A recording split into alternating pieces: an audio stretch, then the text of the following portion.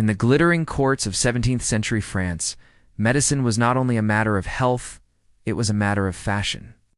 Among the strangest obsessions of the aristocracy was the clyster, the elaborate enema syringe that became a fixture of royal life. To modernize, the idea of nobles submitting to daily enemas, sometimes even in the middle of banquets, seems absurd. Yet for French courtiers, enemas were not merely treatments, but rituals. Blending medical theory, social status, and personal vanity into one of history's most bizarre health fads. The origins of the clyster lay in older medical traditions. Ancient physicians believed health depended on balancing the four humors: blood, phlegm, black bile, and yellow bile. When these humors fell out of alignment, illness resulted, and treatments like bloodletting, purging, and enemas were prescribed to restore equilibrium. By the Renaissance, enemas had become particularly popular in Europe, and by the 1600s, they reached their peak among the French elite. The device itself was a marvel of craftsmanship. A clyster consisted of a syringe or pump, often made of silver, ivory, or fine woods, fitted with a tube designed to deliver herbal infusions, broths, or medicated solutions into the body. These could range from simple water or soap mixtures to concoctions of wine, coffee, or even tobacco smoke, depending on the prescription of the day. For nobles, the materials and decoration of the clyster mattered as much as the contents. A fine clyster was a status symbol, proudly displayed as one might flaunt jewelry or silverware.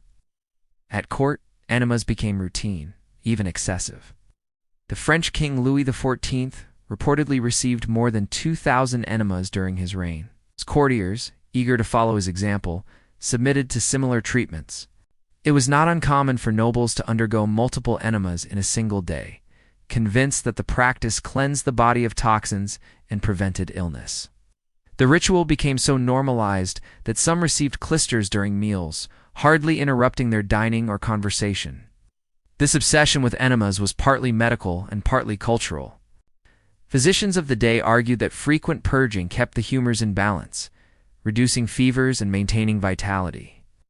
At the same time, in a society where bodily control and refinement were markers of nobility, the clyster symbolized discipline and sophistication. To endure constant enemas without complaint was a sign of elegance, just as the ornate tubes themselves reflected wealth and taste. The fashion also produced moments of absurdity. Satirists of the era mocked the nobility for their dependence on clysters, portraying them as vain and gullible. Caricatures Depicted courtiers surrounded by silver tubes, their dignity undermined by the very devices they prized. Plays and poems ridiculed the obsession, highlighting the contrast between the supposed refinement of courtly life and its more undignified realities. By the 18th century, the enema craze began to wane. Advances in medicine challenged the old humoral theories, and the Enlightenment emphasis on reason encouraged more skepticism toward extreme treatments.